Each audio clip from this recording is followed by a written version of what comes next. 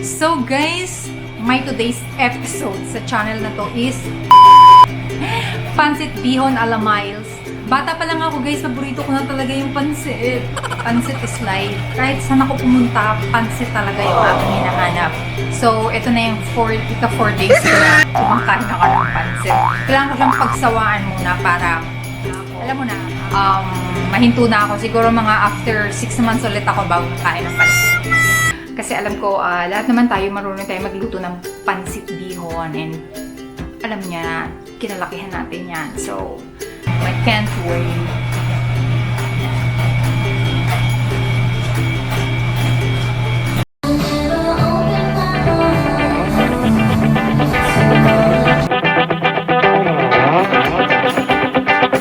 Pancit bihon is really my ultimate favorite.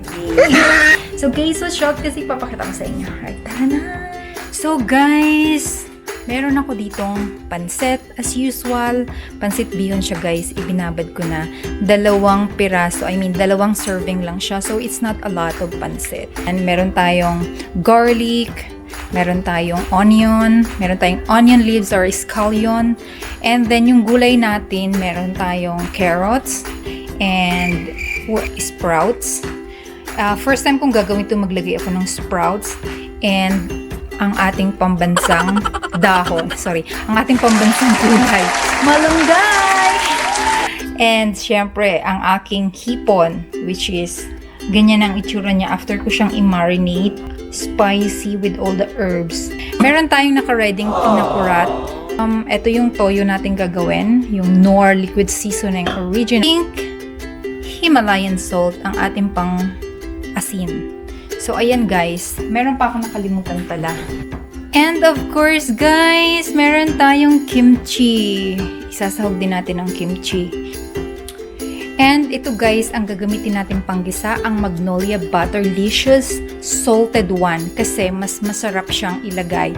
At magiging malasa mas malasa yung pancit natin. So, this is gonna be special pancit bihon. Kasi meron tayong malunggay! Ang ating pambansang malunggay. Ayan na guys.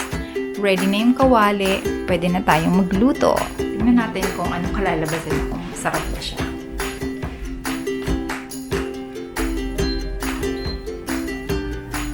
Okay guys, mainit na. So, uunahin natin yung scrambled eggs. Prituhin muna natin yung egg. Butter.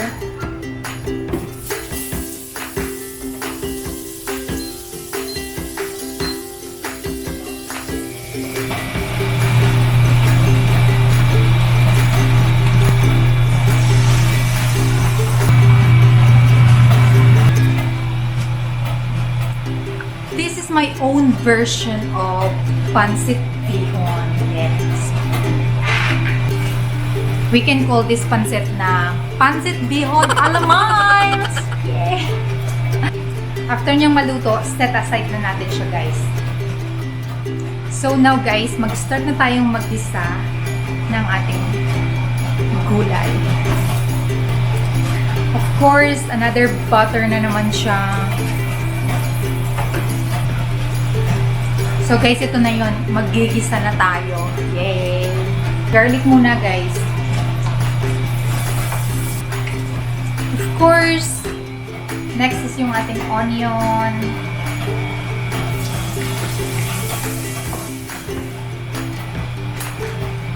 And then, ilalagay na natin yung ating hipon. Ayan. Ang taas ng camera ko.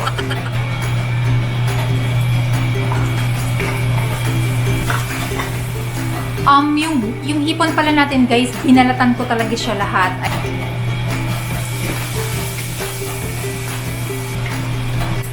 Ang bango niya guys, kung maaamoy nyo lang siya. Yung butter talagang super talaga siya. Masarap talaga at mabango. And then, yung ating shrimp is actually, binarinate ko siya sa herbs, sa maraming herbs. Different kind of herbs and spices. So, kaya ganun yung kulay niya. Spicy din siya. So, yep. Super yum.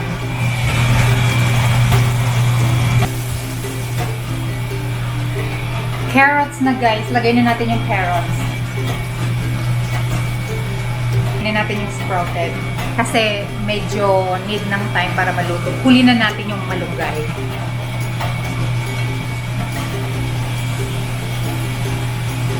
Water guys, yung pinagmarinatean, lagyan ko siya ng water. Yun na yung ilalagay natin.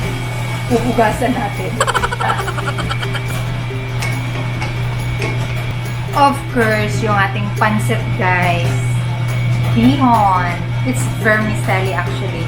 So, ilagay na natin yung vermicelli pancit natin. Ang ating toyo. Lagyan na natin guys ang seasoning. This is toyo. Just a little bit lang. Hindi ako naglalagay ng marami nito. So guys, ito na yung looks niya. Takpan muna natin siya guys. Meron pa tayong natitirang pang sahog na malunggay, yung kimchi natin, at saka yung scrambled eggs. Yes. So yung luto ng scrambled eggs, lalagay natin yan all together sa huli. Plus yung scallion, sprinkle natin sa top niya. So, few minutes and ready na siya. So, ayan na guys, kumukulo na siya. Kung nakikita nyo. Ayan, oh my God. Look at that. So, ilalagay na natin yung ating natitirang gulay na malunggay. Ang ating moringa leaves. Aww.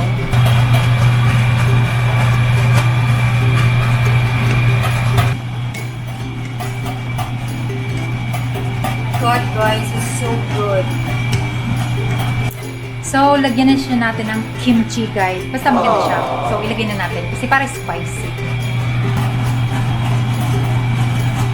Guys, iiwain ko siya guys kasi masyado siyang malalaki. And of course guys, yung ating scrambled eggs na. Lagay na natin. At ang ating sukang pinakurat. Maanghang din siya guys. So, nilalagyan ko talaga siya. Oh my God, nasusunog na siya guys. So, hinaan natin.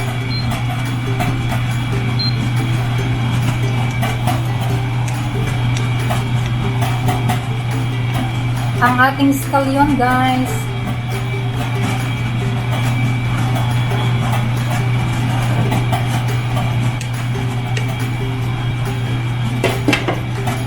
So, final stage niya guys. Pinover ko na siya para maluto na siya ng bongga. And ready na ang ating pancit Pilipino! Ang palatas. So, ito guys yung aking own version ng pancit. So, hindi ko siya ginaya. Hindi rin ako nag-check niyan if anywhere. Basta naisip ko lang kung ano yung pwede kong ilagay sa pancit. Mura nating nahahanap dyan sa palengke. Pechay, alugbati, saluyot, malunggay. Yan yung mga different green vegetable na nilalagay ko sa pancit. So, ang favorite ko actually sa lahat ng yan so far na natikman ko is yung alugbati. So guys, try nyo yan kasi ang daming malunggays yan. Everywhere yan. Hindi naman laging kailangan kung ano lang yung lagay ng pwede tayong gumawa ng sarili nating version ng pancit. Kasi sa panahon ngayon, kailangan wais tayo kasi ang mahal ng gulay ngayon. So kung ano yung available lang na mas mura, well, we can find something to cook for that, right? Tulad nito. Yeah. Ayan na guys! Charan! Oh my God, tapos na siya guys. Ang bilis, di ba? I think I cook it in 20 minutes. Yeah. So let's check it guys. I mean, let's try it. Time for me to taste it. Just taste muna. Then we're gonna eat together. Yeah. Oh my God guys, look at that. Smells so good. So try na natin siya guys. Mainit.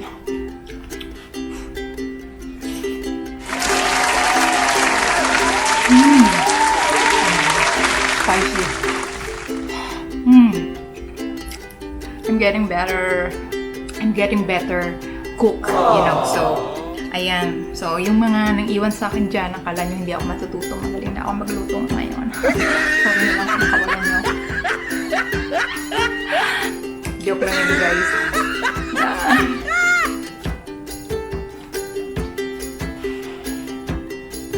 sprout natin.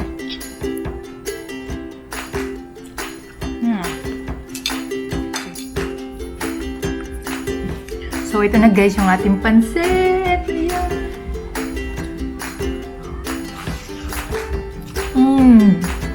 Ang sarap niya guys.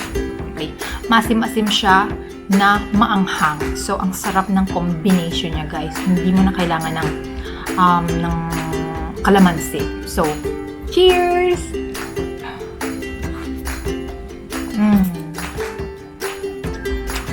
Yung ating sprout is a little bit crunchy pa siya. So, masarap siya. And at the same time, meron tayong egg. Crunchy yung ating kimchi and yung ating sprout. So good.